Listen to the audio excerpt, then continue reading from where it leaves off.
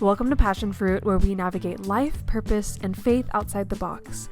I'm Darcie. I'm Adjoa. I'm Max. I'm Evin. And I'm Mel. Let's dive in. Hello, everybody, and welcome back to the Passion Fruit podcast. I am here today with Mel, Max, and Evin, and we're going to be talking about navigating social media as creative people.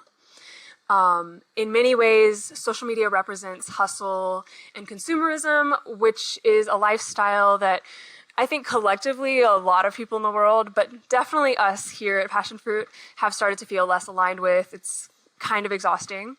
And yet social media is a place that we share our artwork and our music, and we get inspired by other creatives. And of course, there's the whole obvious glaring aspect of Passion Fruit being based on social media itself.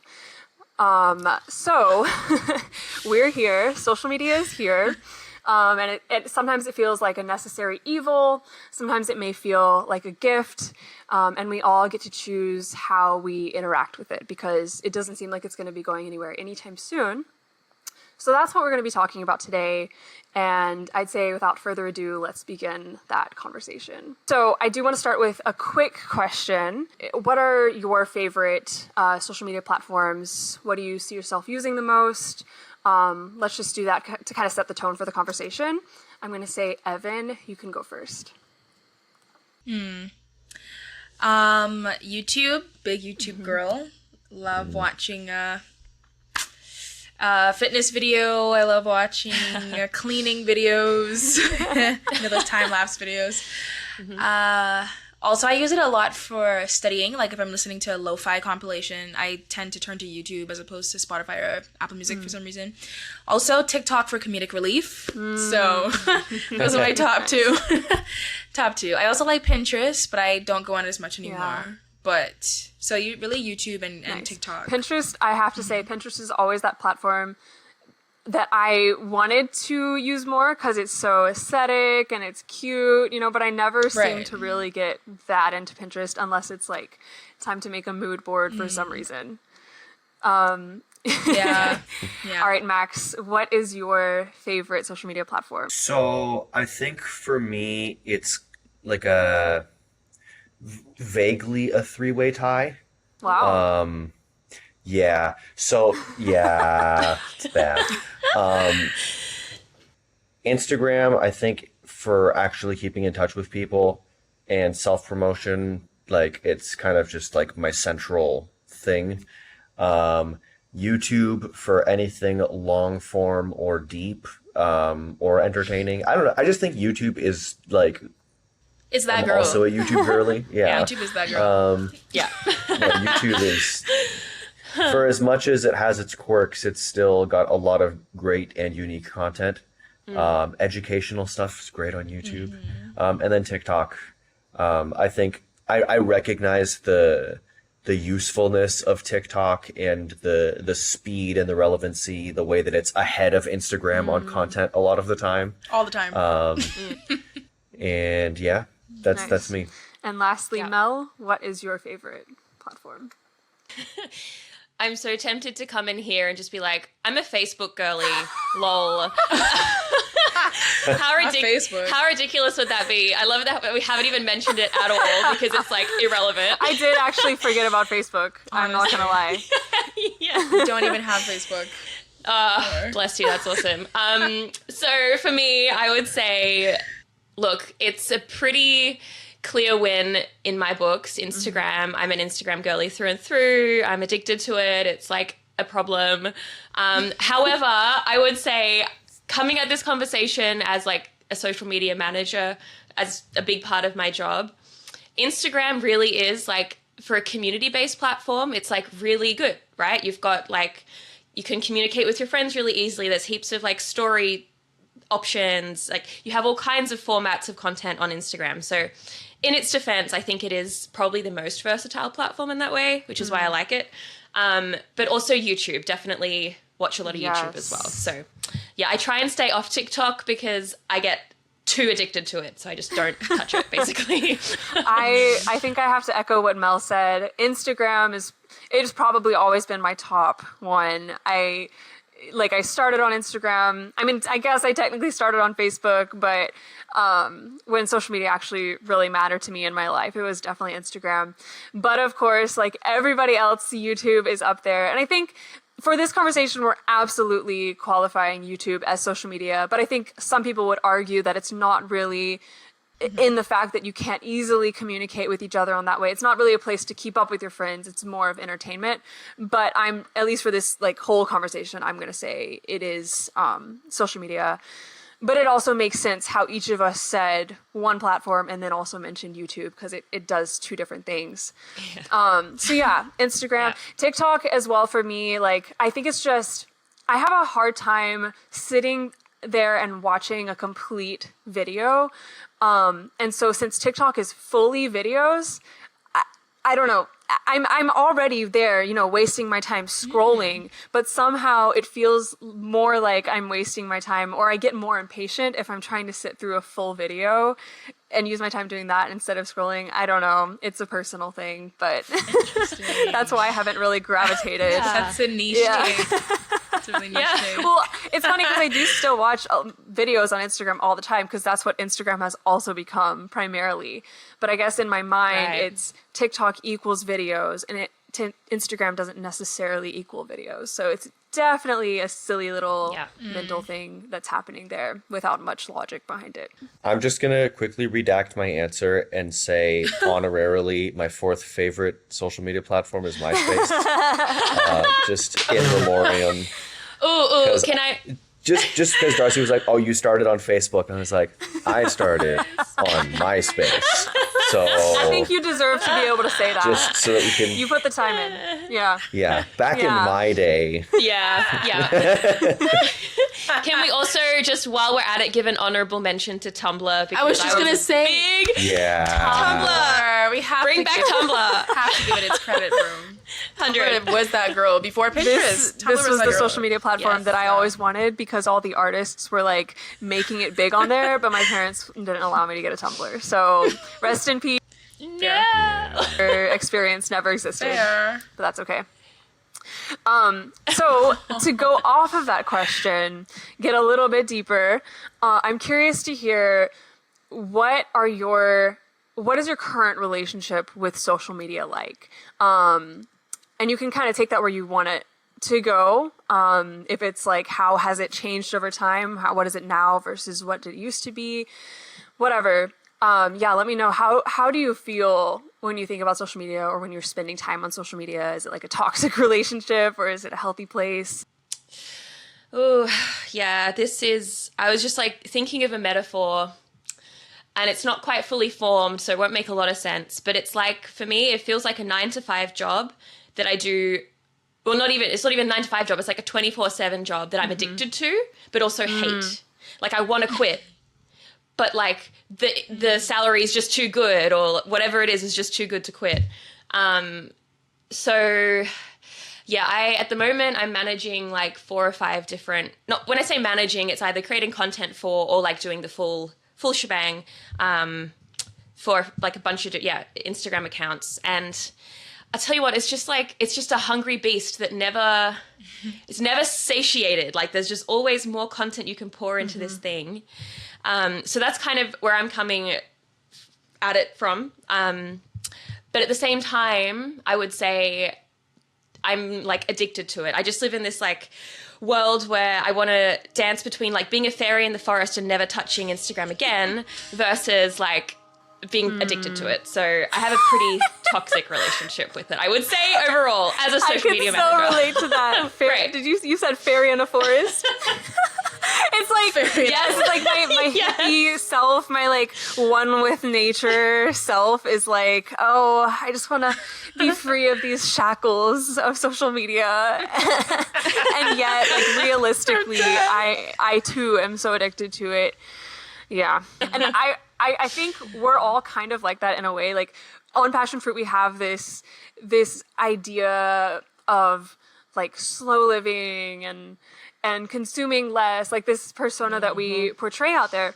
or that we push, not that we portray necessarily, but we talk about that so much because these are things we really value, and yet we feel like we're like, I think we value them so much because it's what we want, and maybe we're not really great at practicing these things, like having a healthy balance with social media, having a healthy balance with work and rest. But I think it's totally fair to be going back and forth between being the forest fairy that you want and also being the like social media manager that spends hours and hours on social media. These are the complex dynamics that we live as human beings. Okay. Forest Fairy is sending me though. Like No, Forest Fairy is that's my favorite thing now. I think Forest Fairy. I don't know if that applies to you too, Evan, but like Yeah. you're a forest fairy too? Aspiring forest fairy? Yeah. Yes and no, but who's gonna go next? Because I can go into. I can surely go into it. Yeah, Evan has a lot to say about this topic. I'll ask you. So, So I will ask you, Maximilian. What is your? Yeah. What's it like? What's your relationship with it? I would say most days I'm the kind of addict that like doesn't care that I'm like it's new, even though I've been here since MySpace days. But for me, I'm just like, give me more of it.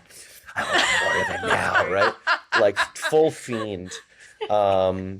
So like every once in a while, I'll have lucid moments where I'm like, man, I really need to cut back. Man, I really need to cut back. But it's immediately interrupted by more foaming at the mouth. So, when our recent conversations, like with Darcie's video about like create more than you consume, that really challenged me, especially with my my relationship with TikTok, because I was like, I would be getting more out of this if I was actually doing something on here rather than just like scrolling. Like if I was actually making videos, if I had been making videos the entire time I've been on TikTok, like I'd be making money. Yeah. But here we are, just a doom scroller. I wish, honestly, here's the thing, and this made me think of it. I actually wish I did more with my social media, but I just wish I was making more stuff. Like I wish I was using it for creativity rather than just like consuming so much. So that's kind of where I'm at. Like I see all the potential of the platforms, and like I've generally been mostly optimistic about social media, but I realize that I've gotten into the rut of just like letting it turn me into a foaming at the mouth fiend for consumption rather than like using it as an opportunity to actually do something. So yeah. Well, Evan, can we please hear from you? Yeah. What is your relationship like with social media? You know, the push and pull that Mel mentioned, I felt that since the beginning of time when I got social media, even as I did YouTube for as long as I did, I was constantly in this in-between state of, enjoying it and then being like, I actually don't feel like doing this all the time, or somehow feeling like having to think about creative ideas to film felt like pressure, even though part of me, once it was filmed, I'm like, oh my gosh, it's so much fun editing this. It's like this constant in-between. I've never felt fully settled being on social media or being off of social media. Like it's never felt like this, this beautiful balance. So obviously right now I'm leaning towards more of the forest fairy. And yes, we love which it. feels right. And honestly, I do wonder if I really am that mostly, like really the forest fairy at heart. I do wonder, because even though there's always going to be this part of me that's like, I do enjoy media. Like I enjoy creating, social media. I enjoy, kind of like having, I feel like a personality that comes across well, on social media, or I enjoy it. I do. I enjoy editing. I enjoy filming. I enjoy all of those things. But I don't know. I think I only kept it as long as I did, to be honest. I've only been on it as long as I have because creating music, I felt like I had to. It's like I have to promote music. I have to promote my music. How else am I going to promote it if I'm not on it? So it's always kind of felt like something I have to be on, even though I do enjoy creating. I can't explain it. It's I think in my ideal world, if I could just create, like how we're just filming this podcast, if I could film a video, or if I can, I don't know, somehow make the content but then completely step away from it and just have the manager who can just do all of the things and I never have to actually be on it and interact and do any of the things, then I would do that, you know, and then enjoy the final product. And I think now the reason, obviously, as y'all know, having deleted Instagram, that was... No, people I on our still... podcast, I think, don't know that. So you really just slipped that one in there. Yeah. As I said, when I said as y'all know, I meant y'all here. But yeah, for people listening, I don't know how long it's been, maybe 2 months now, or almost 2 months, where I deactivated Instagram. And also went through my YouTube channel and completely archived all of my videos that weren't music related. So you can't see anything about my life on social media anywhere. And it wasn't planned. It wasn't anything that I was thinking about for this long time to be like, I'm gonna do this finally. Literally just woke up one Saturday morning and I was like, kind of don't want Instagram. And I just like deleted it. And then I didn't tell anyone. I didn't say anything. I told y'all obviously because of passion fruit, but it's still not this big thing personally to me. It's just, I don't feel like it right now. And it's just felt very... I honestly don't really think about it unless someone else brings it up. There's nothing about it that I miss. And it might shift, you know, as I shift into a different season of my life. But I will say I've always wanted to delete it and always thought that I would be happier without it. And I do feel that. And I also kind of took advantage of the fact that I'm not making music much right now since I am in grad school. And so I don't have that pressure of needing to promote anything in that way.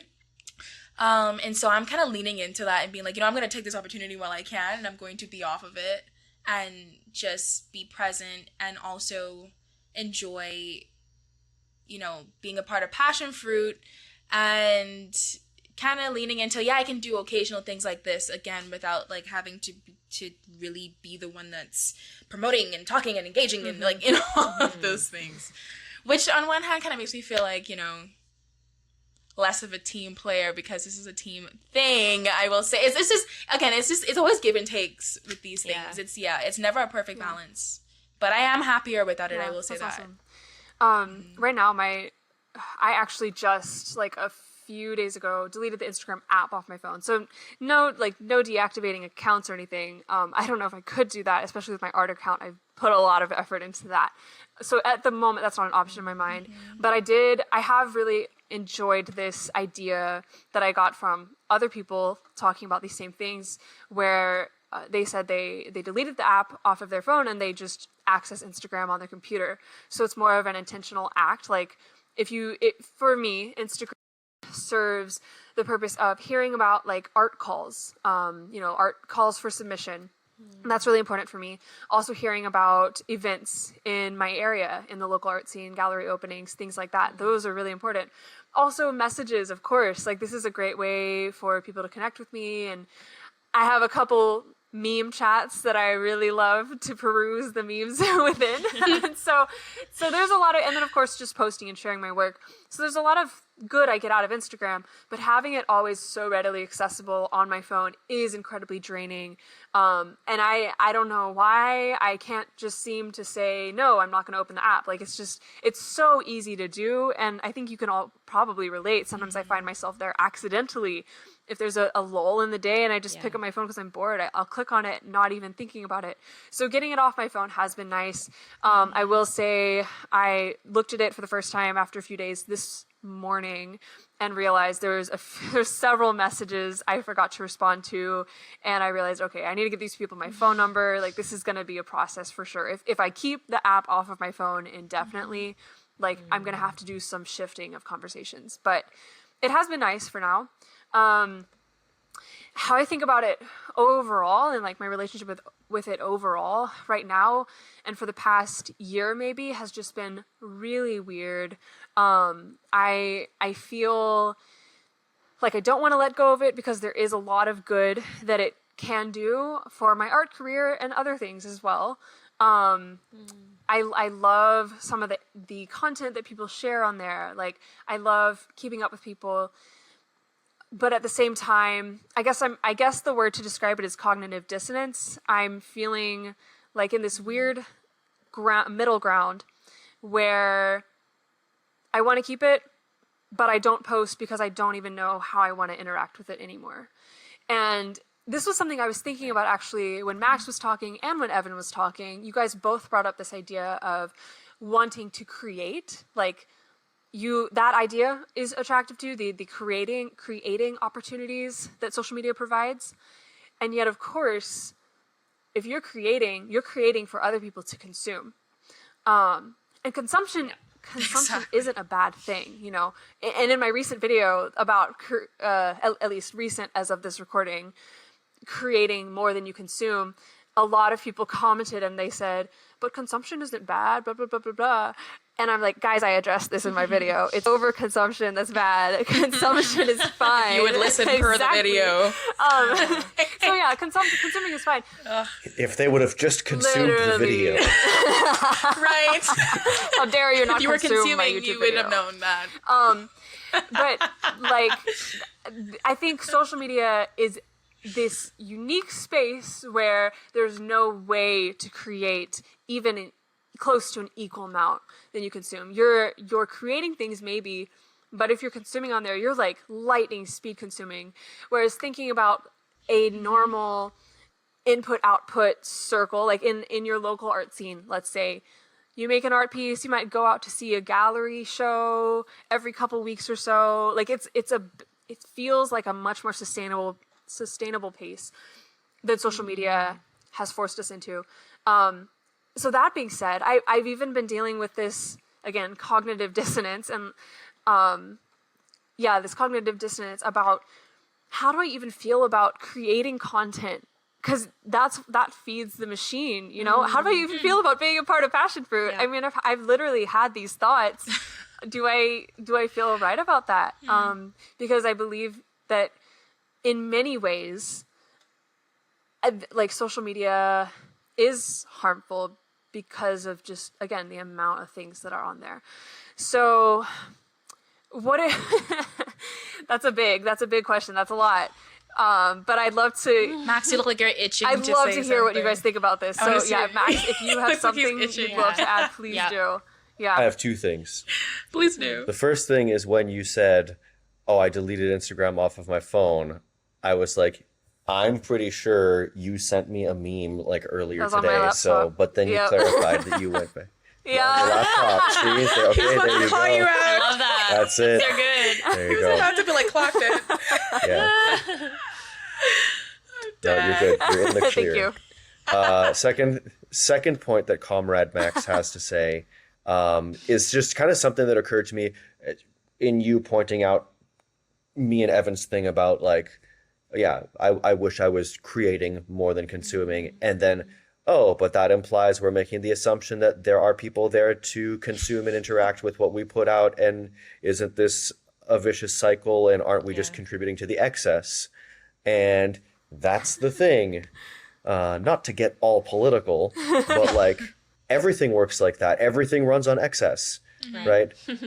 Zanika and I went out for dinner tonight, and after dinner we were just walking around town, just seeing some of the shops and stuff. We walked into a little Korean market store thing, and I'm just looking at the shelves, and I'm just like, will anyone ever buy all of this soy sauce?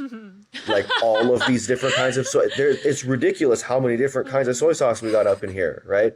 And they're not going to sell all of these, are they? Like, there's not that many people in this particular block that are going to buy soy sauce from this store, right?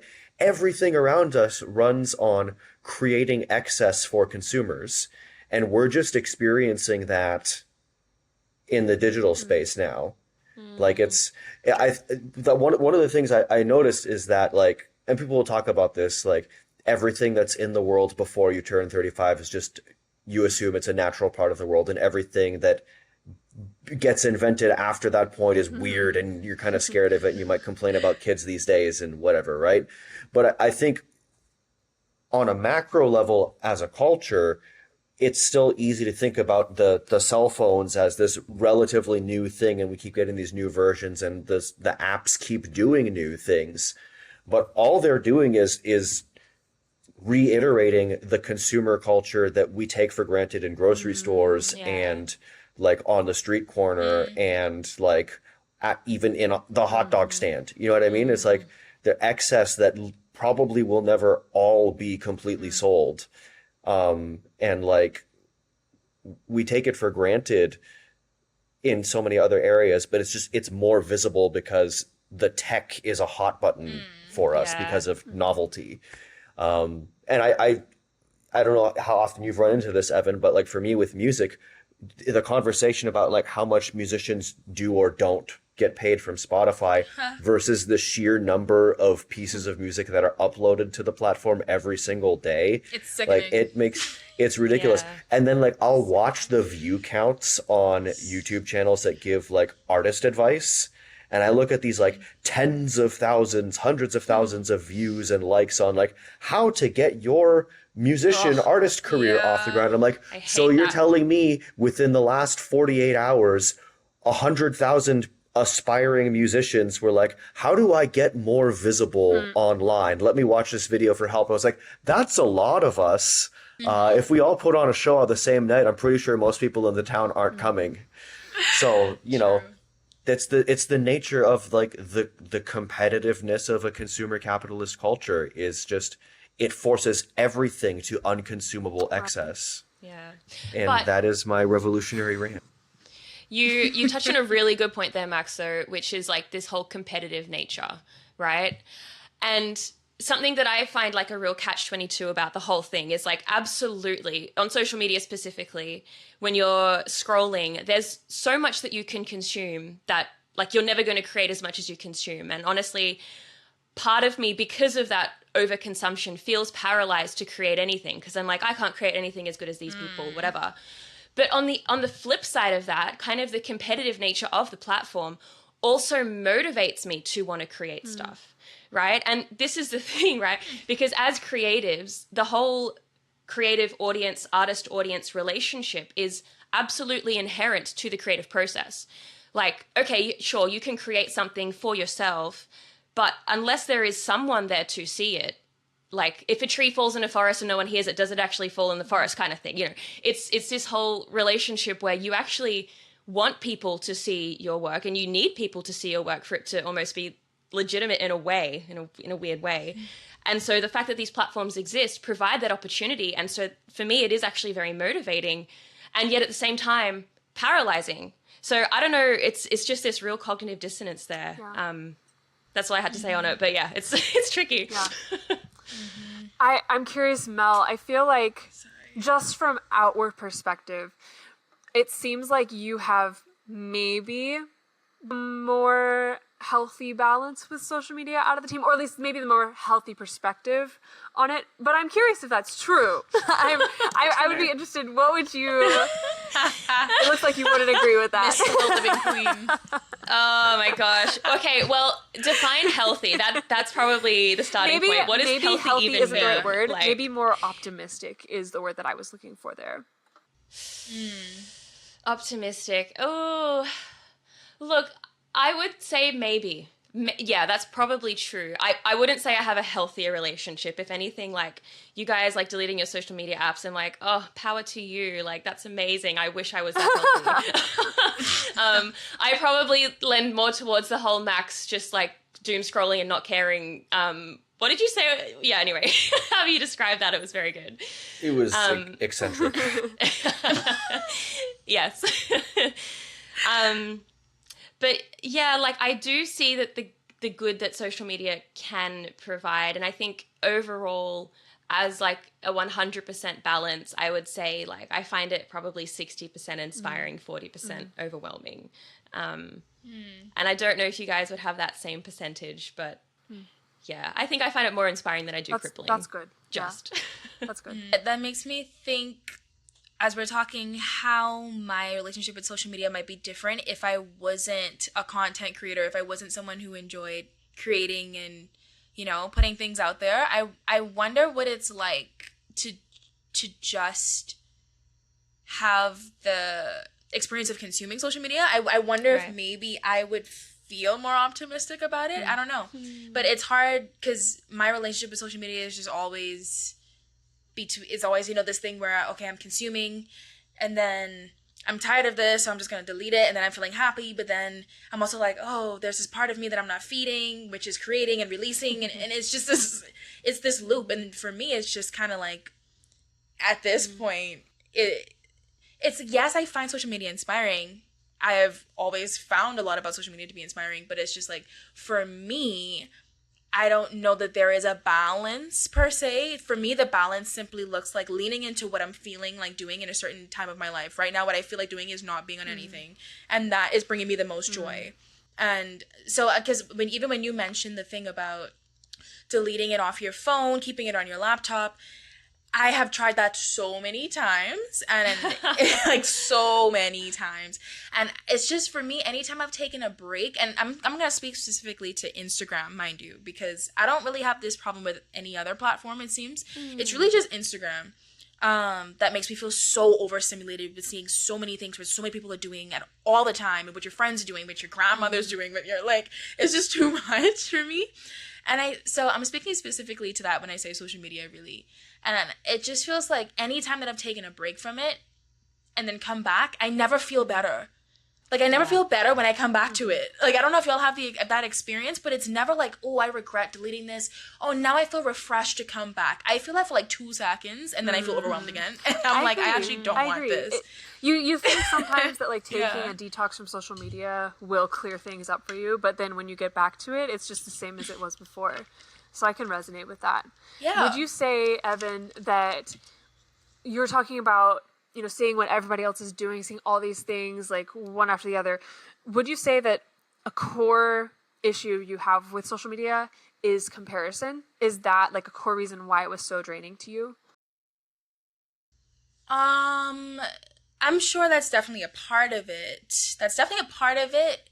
I wonder though if it's more so just knowing too much about too many people all the time that I don't care to know. Like, it's kind of like, it just feels like too much clutter in my brain. Like, I don't necessarily need to know what my friend is eating, like, at 2 p.m. on a Monday. Like, it's like things like that. That it's just, it kind of, to me, right now, I'm kind of valuing the mystery of some of these things. Like, I can text you or call you and be like, how you doing? And it just kind of, it really just feels like clutter, less than comparison to me. Maybe if I was creating and releasing more, I'd feel more like I'm comparing myself to people. But because I'm not creating as much, it's just mainly the consumption of it. It's like, I don't need to know what you're doing right now. And it's just too much. That's fair. Once. Max has something to say. Raised my hand for permission. But to the clutter point, Evin. So, interestingly, I know I kind of said, like, I'm usually relatively optimistic about social media. Last week, actually, I was, like, really, really struggling. But the last couple of weeks, I've been really struggling to, like, get into, like, a rhythm with my day. And my wife suggested to me, like, you know, try setting a time in the morning, after which you can go on your phone and consume some media, but like cut it off for a period of time, get everything else started with the day, get the ball rolling on a bunch of things, and then take a look.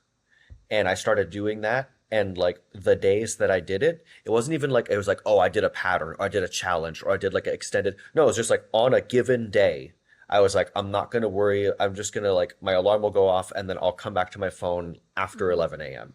You know what I mean? The amount of mental clutter that I did not experience on those days was remarkable. Wow. And the thing is, so my wife's background is in psychology, and she pointed out, like, just processing information is your brain working. Like, even if it's trivial information, Yeah. like, whether it's impactful or trivial, that's a decision, but it's still information that has to be processed, right? And you have to make a choice whether to scroll or not scroll, or change apps, or answer messages, or check your notifications. Like, all of those are choices, which is effort on your brain's part. So, like, it's stimulus. You know what I mean? Yeah. Like, I can experience jealousy off the internet, and I do frequently. You know, like, every time I walk past like a little stage, there's like a, you know, local festival or something going on, and I see musicians playing, there's a little part of me that goes, I should be on that stage playing. It's ridiculous. But like, yeah, I just have to see someone doing something I want to do in real life, no social media involved, and I'll still get the FOMO, and I'll still get the comparison, right? I'll think to myself, how did they get there? Like, how come I'm not doing that, right? So I think that's human.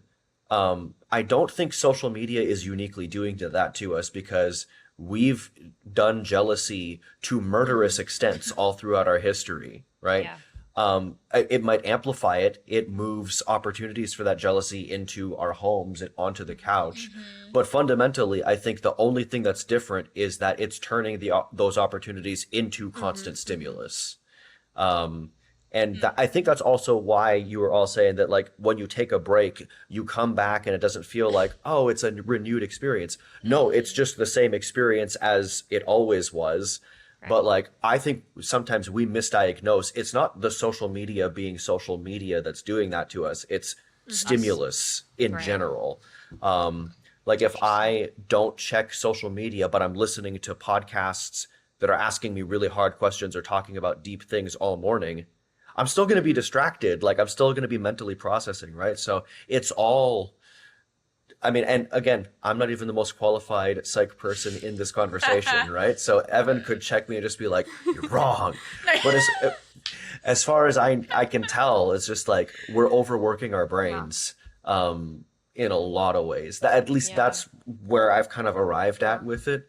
And again, with a bias being that I am optimistic about the platforms themselves, minus the ethical dubiousness of the companies. But like, the technology itself is cool to me. Right. Yeah. But definitely a sea of overstimulation. Yeah, I think you said earlier, you know, the phone is like new, but like not new. But like, really, it is a very new thing, having this phone. It's just that technology has progressed so much in a short amount of time.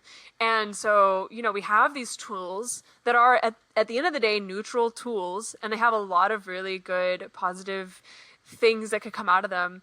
But we're still like this in our infancy of learning how to use them in a healthy and productive way. Yeah. And I think we're probably all just really coming to terms with that in this era of our generational lives. I think everybody's feeling it. And I am optimistic because I think I am seeing this pattern, like I said, that everybody is coming to this conclusion at the same time. And also just with consumerism in general, like, people are getting tired of these bad habits that we've all gotten ourselves into. And so I'm optimistic just simply looking around and seeing that everybody's feeling, and hopefully we can come to some sort of conclusion and better way to move forward. So yeah, we clearly, sorry, what did you want to say, Max? No, like, kind of just continuing off of that, and like that kind of collective realization that we haven't reached maturity yet, we haven't processed it yet.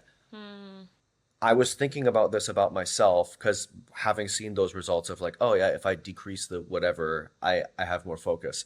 I don't think that we as the human species collectively processed our relationship to just regular old television before we got YouTube and cell phones and stuff. Like, and I don't even think that's true of myself either. I think I just graduated from being a TV and like console game like fixated type of person, and it just shifted onto something that fits in my pocket. You know what I mean? But I think there's something fundamentally like within our culture, again, because it's all based around consuming. Like, we've just been hopping from one consumption mechanism to the next. Yeah. So can I just jump in there quickly? Like, I've noticed a bit of a transition almost psychologically, and I don't know if it's just myself, an anecdotal example, but I do think it pertains to others as well.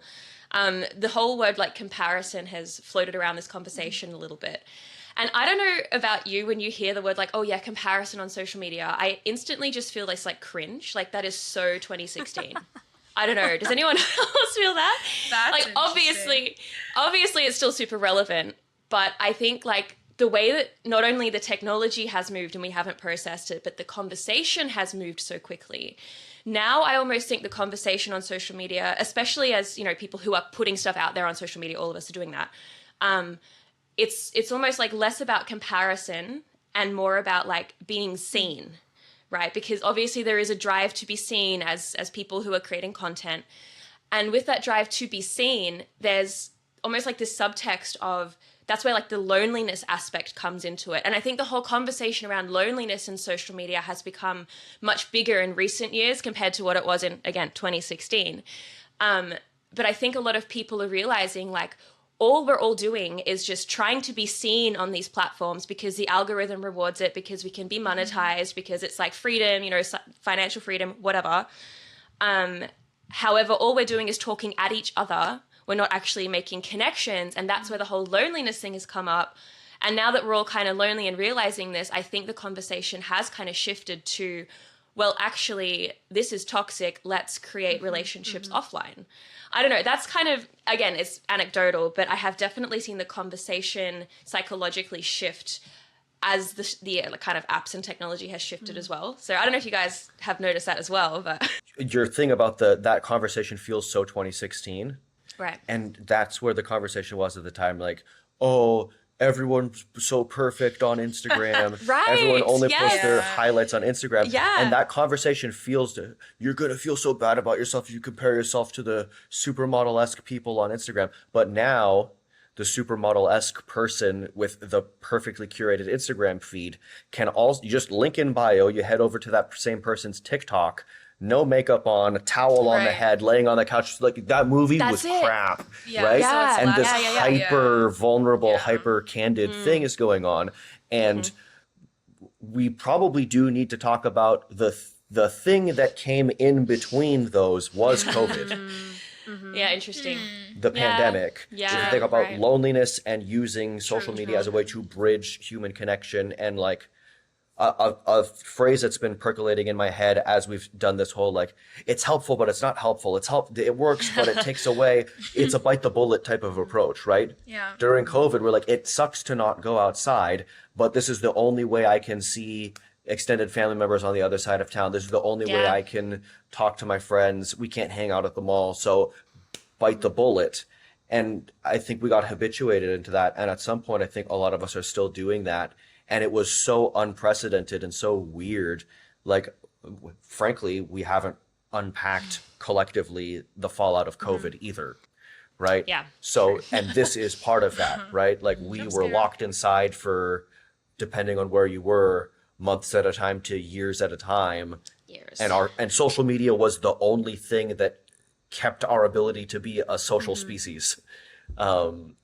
So I Yeah. think the dependency, like, it's a byproduct of what we all Right. went through and Yeah. surprisingly don't talk about very much anymore. Yeah, that's true.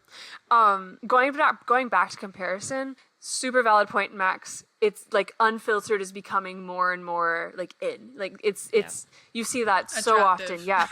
I would say we're comparing ourselves to this ideal of who we want to be, because I think there's an influx, and maybe, I don't know, maybe this is just because of the people we follow as passion fruit, because we follow a lot of lifestyle stuff. But even on too. my other accounts, I'm seeing a lot of this content a lot more, and it's like this, we're all idolizing this type of person that we want to be. So maybe there's not one specific person that we're comparing ourselves to anymore, but we still are like using social media to basically remind ourselves that we're not good enough. And we're constantly getting content on how to be that girl, hot girl's summer guide, like top 10 things you can do to, I don't know, incorporate more rest into your life. I mean, this is content that we even post on Passion Fruit. Like I think social media so often right now, because we're all feeling this pull away from social media and towards a more sustainable life, now social media is selling that lifestyle to you because that's where we all want to be. So we're all selling it to each other, but it's still managing to keep us trapped on the apps and unsatisfied with who we are right now.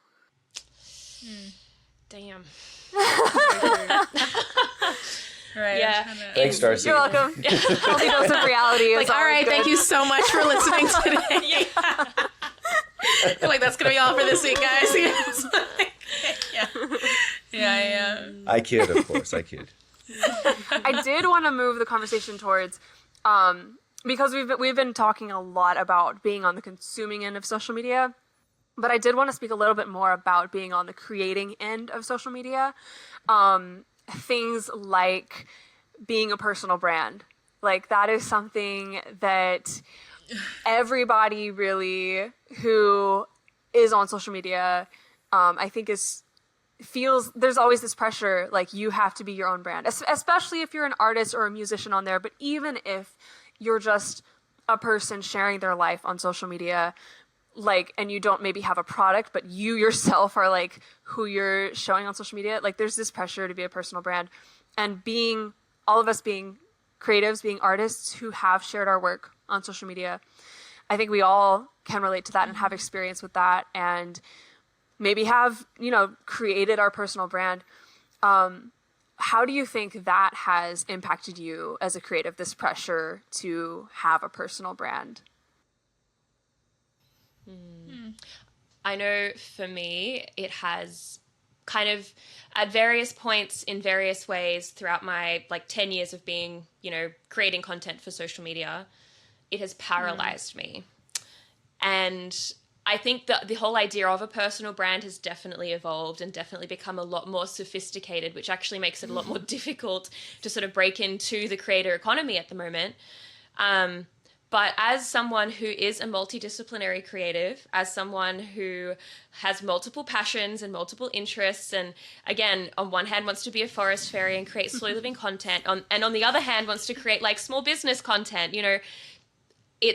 it's really hard because I feel like no matter which way I go, I'm going to be flattening my personality and not able to share the true person that I am. And obviously, social media, you don't have to share everything about yourself, and that's perfectly understandable and fine. But and maybe I'm just bored easily, but you do, I see this often. The kind of content that goes viral and the kind of personal brands that are built quickly are the ones like Logan's Cucumbers. You all know Logan's food with his cucumber salads and stuff. Literally all he does, okay, Max is shaking his head. All right. So this guy, literally for maybe a whole year, all he did was chop up a cucumber and add different toppings to it. And he went, he got 7 million followers in I don't know, super quickly, quickly.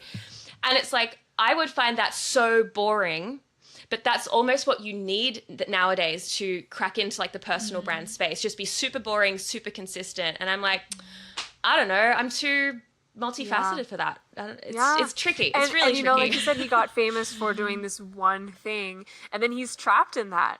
Even if he wanted to break out of that, he would either try to introduce it to his page and maybe have success, or maybe just alienate a lot of people because they didn't sign up for that. Or he could try to create another page, another brand, but that's a lot of work, and you're sectioning off these aspects of who you are in this weird way.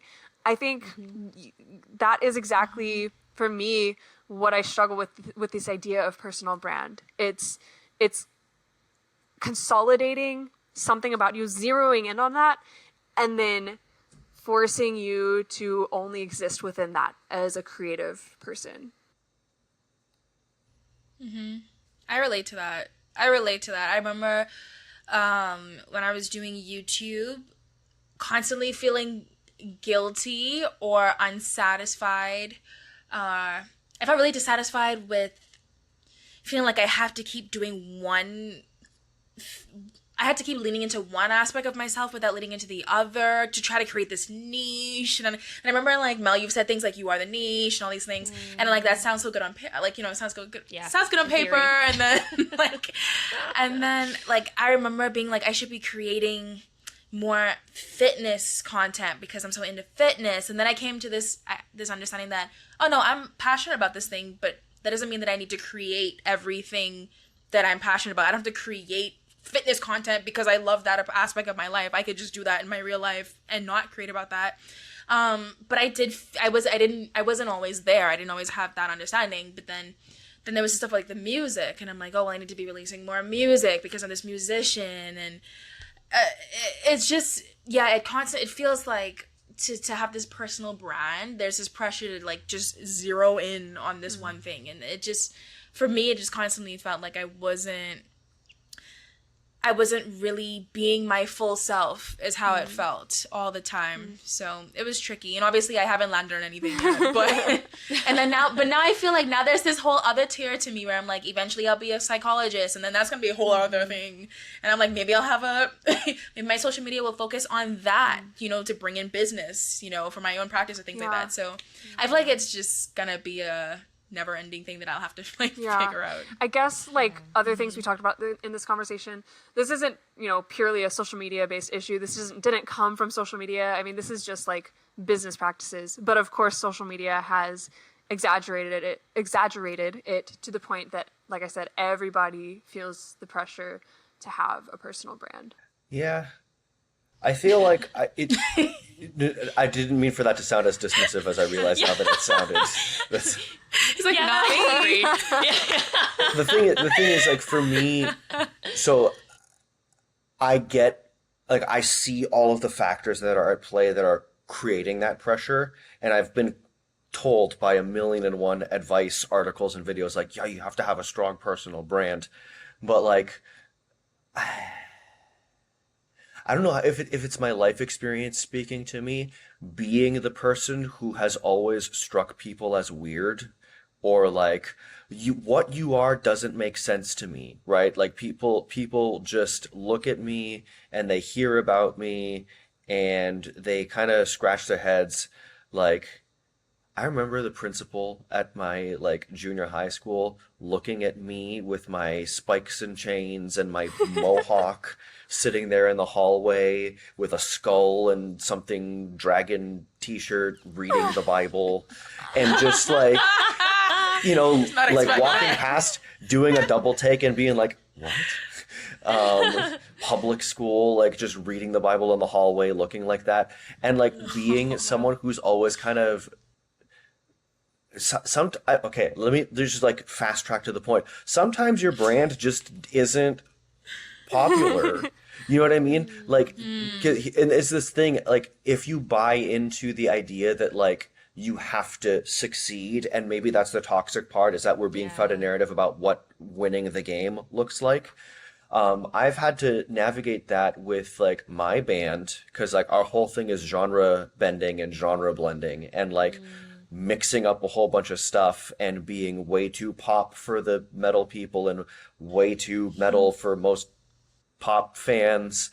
And then, like, I'll watch bands in our scene, or I have watched bands in, like, my local scene blow up doing, like, just hardcore.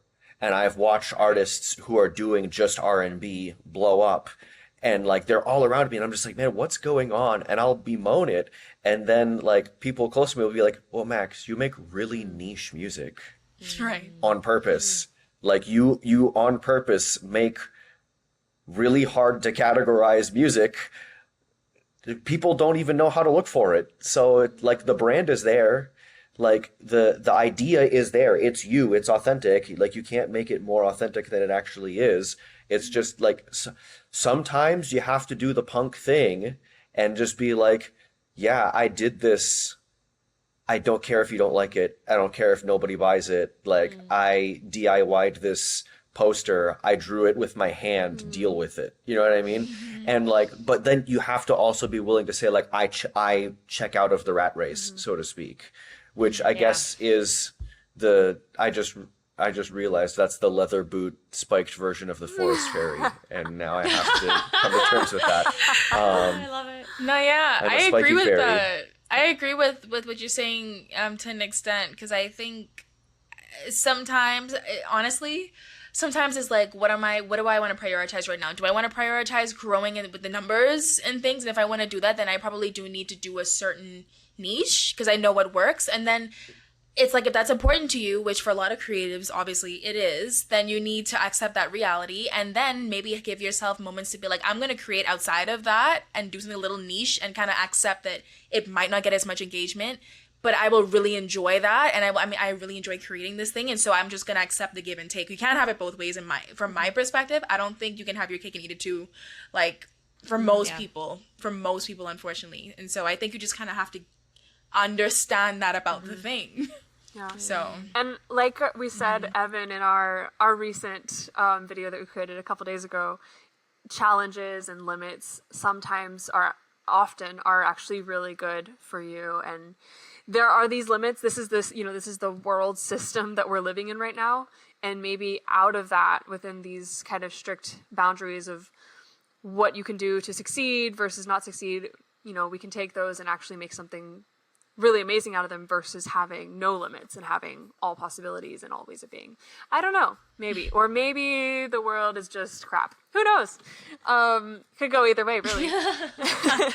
I think what I really have a hard time right now with the idea of brand is it just feels really dehumanizing. Again, it's like taking these things and putting it in very business terms.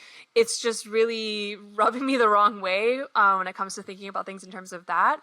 And then there's also, when you are an artist on social media, I think the other somewhat dehumanizing thing is the fact, well, not somewhat, but definitely dehumanizing thing, is that we all have these digital followings instead of like communities, and in some ways they do function as community. Yeah. And I guess I should actually, let me take a step over here real quick and say another comment on my consuming versus creating video was from somebody who said she actually has a really hard time going out. I believe she said she was like immunocompromised, and so with COVID, like there's all these reasons why she has a hard time interacting with people face to face. And so actually the digital world and the possibility of having digital community is a really good thing for her and very freeing.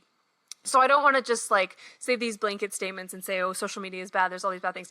I personally am not in a great space with social media right now, but that doesn't mean that my experience is somebody else's experience. But my thought on our followings, I guess it's this weird thing where it is kind of like isolating as the person, the face behind an account. Yes, you may have somewhat of a community. Maybe you have people you regularly talk to, but like, to me, it feels like I have all these people, following me, watching me, maybe occasionally messaging me, but I'm not really connecting with any of them. I'm just putting my art out there, and I maybe get some feedback in the form of comments. That's really it. There's not really a whole lot of conversations happening. And I compare that to my experience existing in an art community in my local area, and that just feels like such a more vibrant and alive space. And it's not just about me, it's about the community.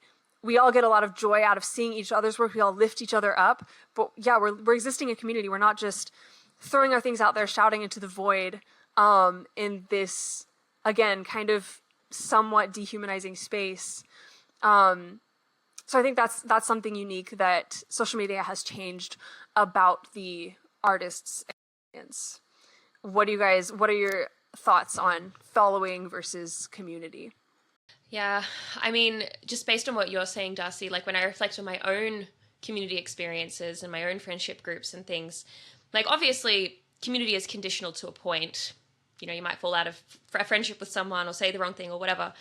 But with social media, it's like so heightened, this like conditional nature of that community, if you want to call it a community, because they only are part of your quote unquote community because you make a certain type of content, because you like show up in this particular way. And as soon as you stop showing up in that particular way, they will unfollow you and you no longer have that community. And so it's like so performance driven, so like, I don't know, persona based that it can never be truly real, I don't think. Like, even if you're portraying like this super vulnerable, like, you know, chatty, you know, you're trying to be as vulnerable as you can through your content and your videos and stuff, even if you're engaging in like a chat group with all these people who are also giving back, it's still a persona that you are portraying. And as soon as you kind of go against the expectation, you're going to lose people, you're going to lose followers. And it's like, that's not really reality. community. That's just the reality of it.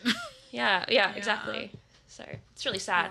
Because you're not building those relationships that will withstand changes. And that kind of made me, that was what we're talking about, brought to mind the downside of growing your following and becoming more popular for something, because people want more of that thing, like we were talking about, and it creates less opportunity for you to divert, to try something new, because again, if people started following you for a certain thing and that's what you got big off of, people want that, and the moment that you try to experiment with other ideas or whatever, people are like, what I'm not following you for this, like, what is this? And that is the downside of becoming more popular, or, you know, growing your following on a platform or whatever.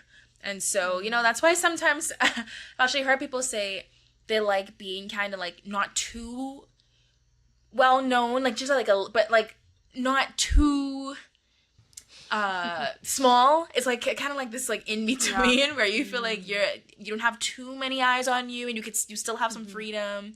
But yeah, that's just what's coming to my mind as we were talking. It's kind of feels to me like it's kind of what Evan said, like that's just the nature of how things go, right? Like you change. If the nature of your relationship began in a transactional space, then it's always going to kind of function like that.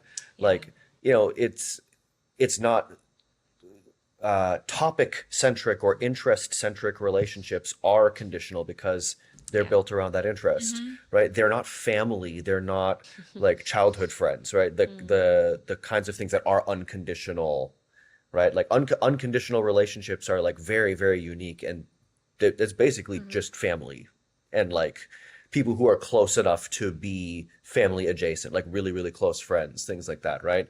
But it's interesting because from the musician side of things, I'm always hearing like, nobody wants to hear about new song out now, link in bio. Like that's not interesting, right? And you won't actually build a following of yourself as an artist of interest if all you've got is like, I make music. What is it the music about? Well, it's about stream my new song, I make music, right? It's like, no, you're a person, like there's something interesting about you. And I think what you end up with is like different lanes of ways that people can commit to you or the idea of you. On the one hand, there's the person that just wants to see you cut cucumbers and put different flavors of salt on it. You know what I mean? And on the other hand, you get the people who are like, I've learned so much about you through your lyrics that I will stick around even when on the third album your band changes your sound completely and like 25% of the fan base says, this isn't what I signed up for, and they leave. And maybe, hey, that's fair. This isn't what I signed up for. Like, okay, I grew, I changed. That's also what happens with friends from college, right? Like this is just like a human problem, right? Yeah, then you make new friends and find new community. Exactly. Maybe I keep coming back to the same thought, which is that like it is kind of like everything in life is this sort of bite the bullet type of situation, and maybe that's short-sighted of me to think of it only in those terms, but I think like in Ecclesiastes, right, where it's like everything is kind of chasing the wind. When you try to find balance, you're like, I'm almost there at the perfect balance of, and it's gone, right? And it's gone. Like there's so many things that I love that I think are genuinely good things that inherently come with downsides. Like the fingertips on this hand are a lot rougher than the fingertips on this hand. And that's just, I like to play the guitar and it injures my fingers. I have to develop calluses in a sense, right? Or to maybe like a higher stakes example, I remember when I was first learning how to do metal vocals and scream and stuff like that, and people kept saying to me, aren't you worried that you're going to ruin your voice? And I was watching instructional videos that Melissa Cross did in her The Zen of Screaming DVD series. Wow, DVD amazing. series. And she's Wow. yeah, DVDs, guys. Remember DVD players? DVD is crazy. Yeah, but so she's a classically trained voice teacher, and she's like, I promise this will be relevant. This is an analogy, okay? She was like, yeah, if you're doing these harsh vocal styles and touring and like yelling over top of the next band every night and like all the time, yeah, you're probably not going to be a professional opera singer at any point. Right, like, it's not that there's no wear and tear. It's that like you'll be able to go and speak and have a normal conversation the next day if you learn the right technique. But of course there's wear and tear.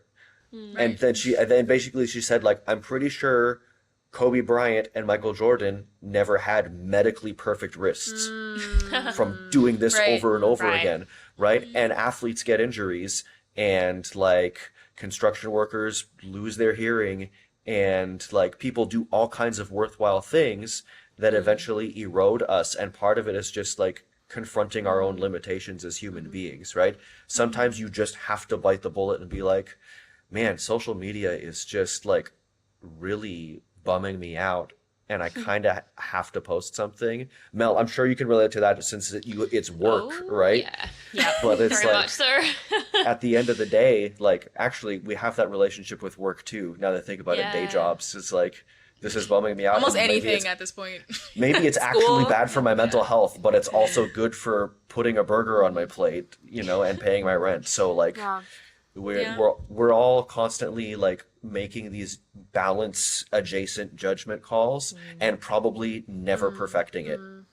But it's Ecclesiastes, you know? It's cyclical. Life is cyclical. Yeah. Everything is give and take. I don't even think that's a bleak thing. I don't think it's negative or positive. It's just a thing. It's just what it is. It just is. It just is. Yeah. It's good or bad if you do or don't embrace it, and how you do or don't embrace it, right? Yeah. Maybe as a forest fairy. I don't know. I really am glad that the conversation got here, because if it was up to me, as I said earlier, I am not in a healthy place with social media right now. Like, I kind of hate it sometimes. And so having this more balanced perspective of, like, even I said this in the beginning, I just have to take it to heart. It's here. Social media is a thing. And it's up to us to decide how we interact with it, how we want to interact with it. And that probably looks different for most people. So on that note, I'd like to ask you guys, what does a healthy, aligned relationship with social media look like for you as a creative person?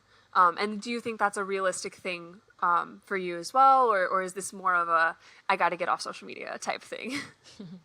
One sentence, and that's my only thought on it, and I haven't perfected this at all, but when social media is a tool, I think you have a healthy relationship with it. When you are using social media, when it's using you, that's when it's an issue.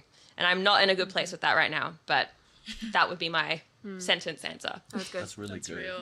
That's real. Yeah.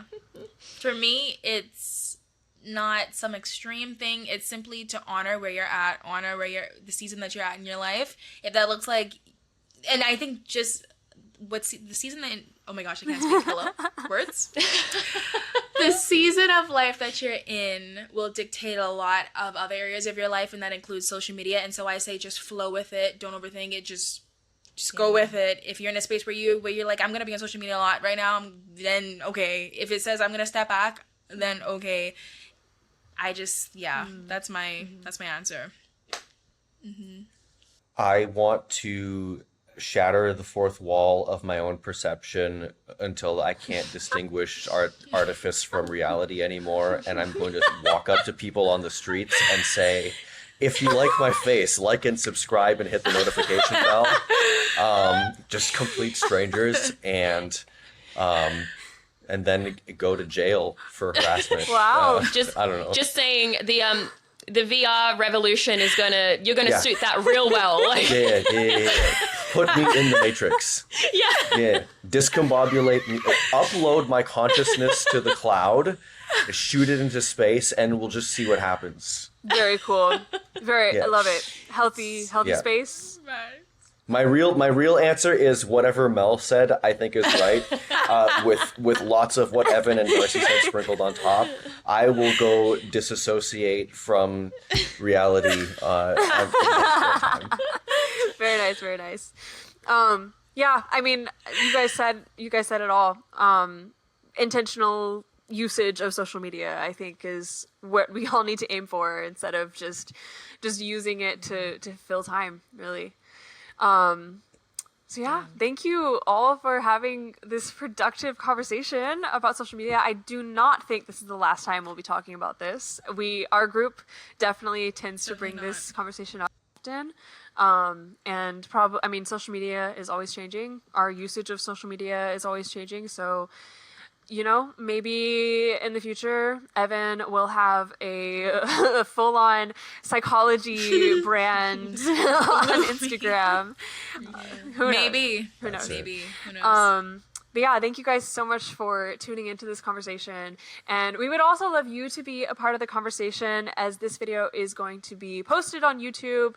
Of course, it will be a podcast on other places. But at least in the comment section on YouTube, you should definitely join the conversation if you have any thoughts about the questions and points we discussed.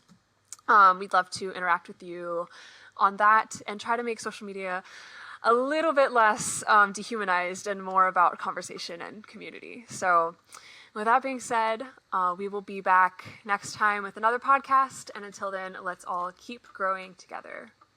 Bye, everybody. Bye. Add us as friends on MySpace. Bye. All right, I'm going to stop the recording. Stop recording. Thank you, everyone, for joining us today. Stay tuned for our next episode. And in the meantime, let's keep growing together.